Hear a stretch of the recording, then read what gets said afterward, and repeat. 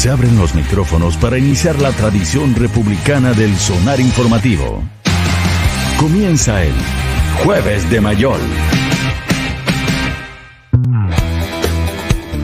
Ya son las 8 de la mañana con 36 minutos y como es tradición cada día jueves estamos en contacto con Alberto Mayol. ¿Cómo estás, Alberto? ¿Qué tal, Pati? ¿Cómo estás? Muy buenos días. Hola, Alberto. ¿Qué tal? ¿Cómo va? Hola, Pablo. ¿Qué tal? Gusto saludarte. Bien.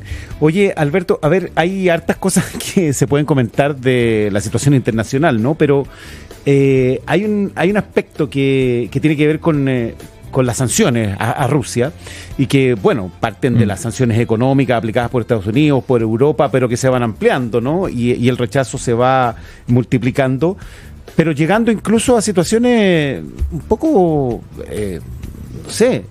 discutibles, por decirlo menos, ¿no?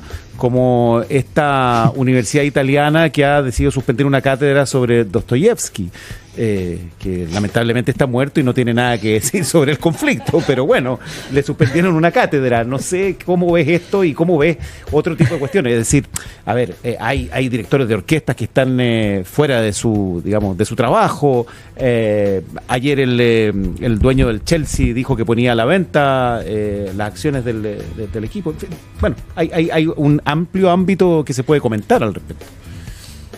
Sí, esto es bien, hay dos aristas ahí que me parece que son bien importantes. Primero, que de alguna manera nosotros pertenecemos a una generación que está convencida, y debo admitir que no sé si esa convicción es una convicción que está basada en hechos que van a ser ciertos o si es una especie de imaginación, pero estamos convencidos de que el daño reputacional y la cancelación son herramientas de gran poder.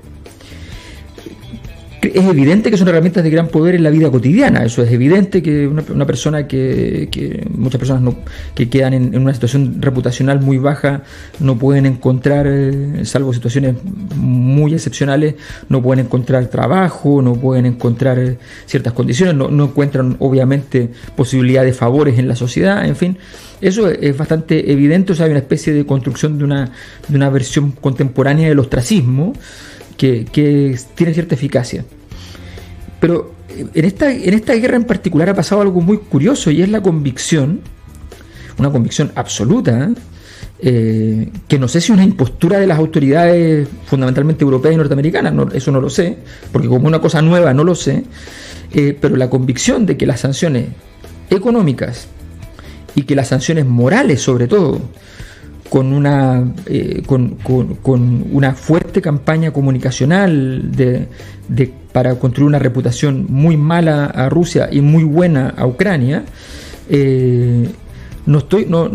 se considera que eso es suficiente. Ganar las batallas de esa guerra, en el fondo, pareciera que podría ser suficiente para ganar la guerra. Esto es bien inédito, porque estamos hablando que las guerras normalmente los países miran para un lado y dicen, bueno, esta parte nos toca hacer de malos y ya está, y se van a la guerra y mandan, o sea, aquí estamos hablando de países europeos que han mandado armas sin militares, o sea, que están mandando armas como hizo muchas veces Estados Unidos y terminó después montando organizaciones criminales en distintos países de Medio Oriente. Un mecanismo comprobadamente inadecuado y por lo demás bastante cobarde en muchos aspectos, y bueno, pero es lo que toca, porque en Occidente el mandar a gente a la guerra es muy mal visto, muy mal visto, y un muerto del propio país en una guerra que no es propia y que no se considera propia, bueno, es terrorífico. Entonces hay una confusión, una complejidad de la situación que se ha tratado de resolver con mucha comunicación, con una exitosísima campaña comunicacional, con un diseño donde un día, literalmente el miércoles pasado o el jueves pasado por la mañana, todo el mundo miraba a Europa diciendo: ustedes son unos incompetentes, no saben enfrentar la situación, están en problemas. y donde el viernes el tema era el heroísmo de Zelensky y cómo Rusia eran simplemente los malos y Ucrania eran simplemente los buenos, y se acabó. Creo que esto es muy interesante en términos de análisis, porque en el fondo la gran pregunta es si efectivamente se puede llegar a ganar una guerra mientras hay un contendor que está peleando con armas y los otros contendores, ¿ya? Porque entendamos que Ucrania es el escenario, el teatro del conflicto, pero el conflicto no es de Ucrania con Rusia. O sea, claro. El conflicto no, pasa por Ucrania, pero no es de Ucrania. Claro, pero tú el dices conflicto como, es con Europa. si y lo con comunicacional, todo esto que hemos visto, la actividad constante de Volodymyr Zelensky en Twitter, los videos, todo eso que se ha ido generando comunicacionalmente en torno a su figura, ¿puede tener algún impacto en el terreno de lo bélico? Es que, claro, esa es la inquietud. O sea, a mí, en lo que yo conozco de la historia, a mí me parece que es completamente inédito. Obviamente, la parte comunicacional de las guerras es muy importante para la moral interna. Claro. Es muy importante, sobre todo después de la guerra. O sea, tú tienes que montar después de la guerra una operación comunicacional para limpiar lo que quedó muy sucio y para efectivamente evitar que los rivales, que sobre todo los perdedores malvados, ¿ya?, vayan a poder reorganizar una nueva acción que goce de legitimidad en su propio pueblo. Ese es el gran tema. Pero en el fondo, aquí lo que vemos es una acción donde sencillamente se establecieron códigos bastante reñidos con lo que es el discurso occidental. O sea, bajo qué circunstancia la información que llegue de medios rusos la voy a prohibir en países. ¿Por qué? Puedo denostarla, puedo decir, mira, esa información es falsa, aquí tenemos los antecedentes, puedo decir lo que sea, pero se supone que esa no es la conducta de Occidente, no son los valores de Occidente. Entonces hay un problema bien complejo que puede terminar en un éxito resonante, demostrando que el poder, el soft power, ¿ya?, es un hard power, que es la tesis de algunos académicos, de algunos intelectuales, que es una tesis que alguien que hasta hace 3 días no suscribía esa tesis, que es Borrell, el presidente del Parlamento Europeo, la sostuvo ayer. Dijo, en el fondo dijo, estamos logrando construir un sistema de sanciones que se convierte en un hard power y no es simplemente un gesto. ¿Será eso cierto? ¿Será eso? Borrell, él mismo había dicho 3 días antes, mire, las sanciones ayudan bastante, pero no hacen milagros, había dicho él mismo, ¿ya? Cambia la versión. Entonces hay un giro donde básicamente yo lo que veo es que ningún país occidental principal se quiere meter mucho en el lío, que no hay yo creo que ahí hay una incapacidad o una entrega bastante severa del mundo académico a la ausencia de una revisión analítica del proceso. O sea, yo no he visto a colegas en todas partes del mundo, me refiero, no estoy hablando en Chile, estoy hablando en todas partes, que digan, mire, la historia se podría resumir así: la Unión Europea empezó con conversaciones para que entrara Ucrania a la Unión Europea el 2005. Un país que no tenía prácticamente ni tiene prácticamente ninguna posibilidad real de entrar sin una ayuda extraordinaria en lo económico, porque es un país de $3.000 per cápita, un país pobrísimo.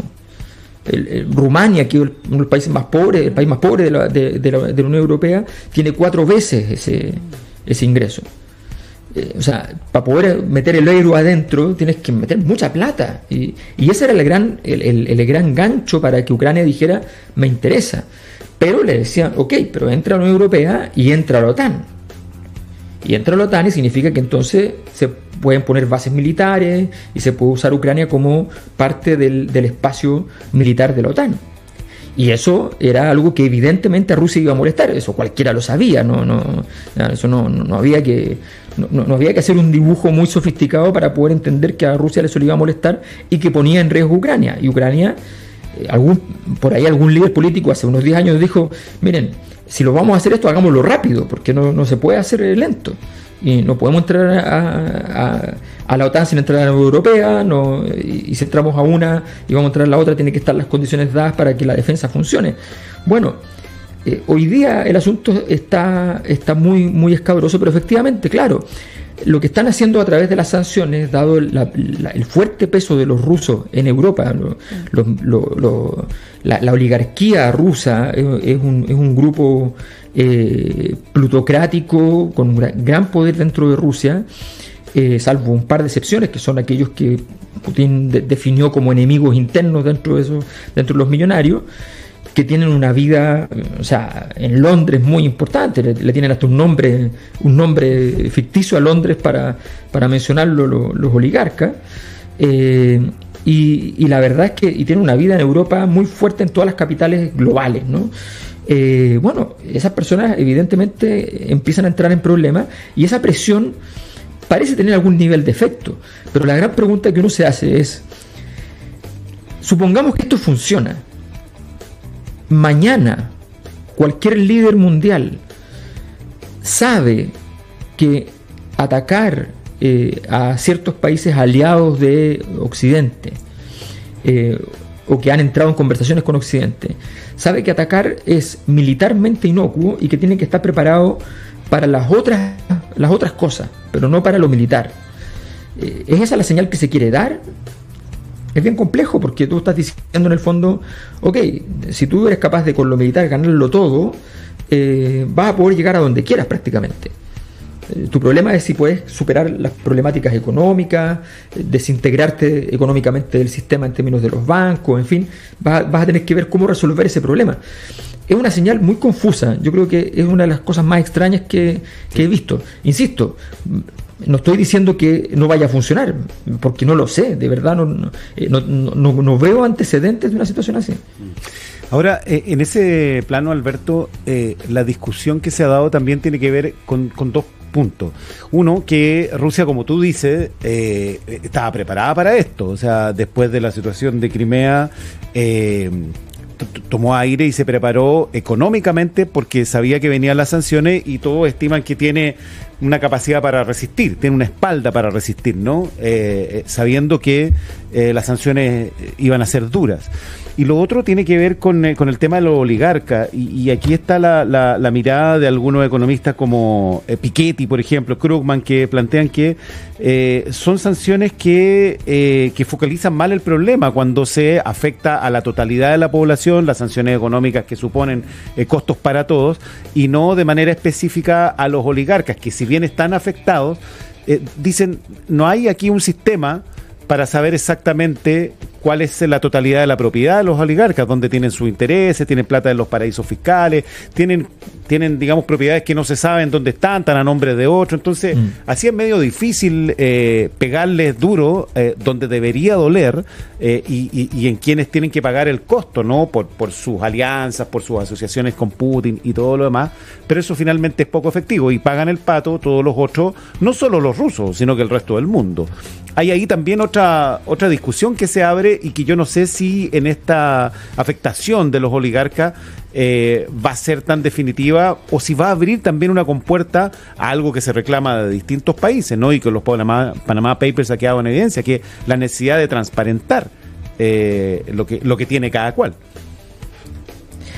Claro, lo que pasa, el problema es tan estructural que tiene que ver con el hecho de que las grandes fortunas a nivel global son fortunas que en el fondo tienen todas las ventajas del escenario de globalización y no tienen costos globales en el fondo.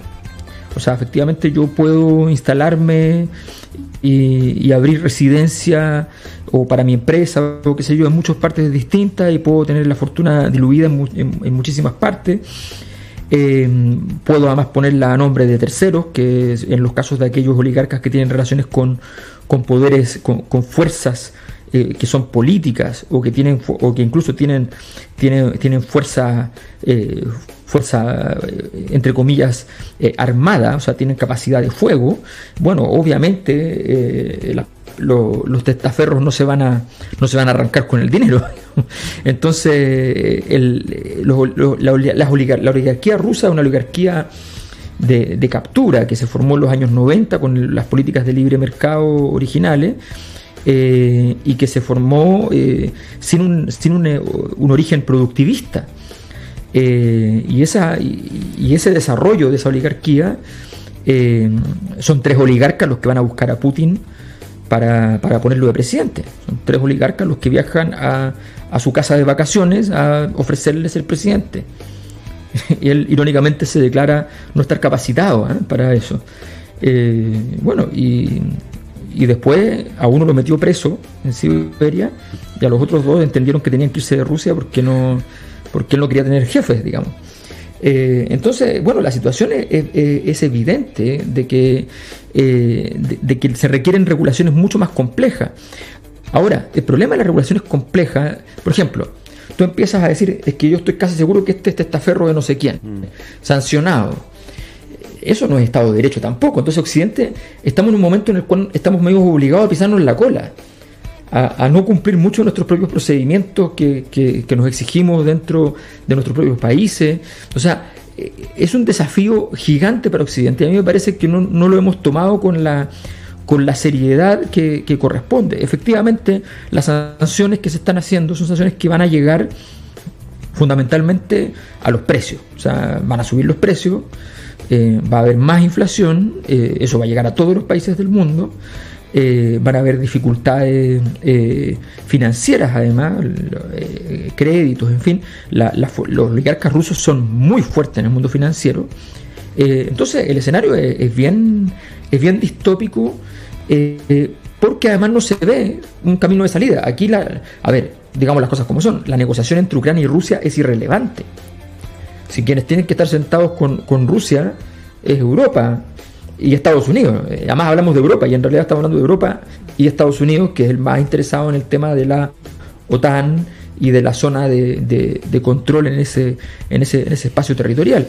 En fin, o sea, aquí hay muchas cosas de paradigmas de la historia de la política internacional que o estamos en una gran obra de teatro donde todo eso es cuestionado, pero es cierto. Por ejemplo, o sea, si todo lo que Rusia argumenta se considera irrelevante, es porque entonces el concepto de áreas de influencia, o sea, la preocupación de un país imperial de tener cerca a países que sean relativamente afines y preocuparse si hay países que están dejando de ser afines. Entonces, si eso es así, o sea, es como pensar que si efectivamente, no sé, México se convierte en un aliado de China, ¿no? Y Canadá se convierte en un aliado de China y Estados Unidos no le importa. ¿Sería eso así? Bueno, son problemas reales que a mí me llama la atención que no estén puestos en la ecuación de análisis para entender la complejidad de este conflicto, y terminemos, como decías tú, Pablo, con esa noticia insólita por 1000 razones, ¿ya? Pero insólita de que suspender un curso sobre Dostoyevsky, cuando además, si uno quiere entender parte del proceso, entender la cultura rusa es tan importante, lo dijimos la semana pasada, entender a Dostoyevsky es vital, o sea, es esencial para entender la cultura rusa. Y además sin conocer entonces hay gente que hace el curso que no tiene idea de la vida de Dostoyevsky, que fue duramente represaliado políticamente y estuvo pasándola bastante mal en la cárcel y en Siberia, nada menos. Sí. Oye, Alberto, bueno, vamos a seguir pendientes además de tu reporte. Eres lo más cercano que tenemos allá a lo que está ocurriendo en Ucrania. Bueno, hasta que llegue Rafa ya a la zona de conflicto, digamos. Así es que... Eso supe, que se va a ir a buscar un tanque donde subirse. Va a la zona de conflicto. Vamos a ver ahí qué es lo que ocurre. Oye, Alberto, gracias por conversar con nosotros. Que estés muy bien. Muchas gracias, que estés muy bien. Chao, Alberto.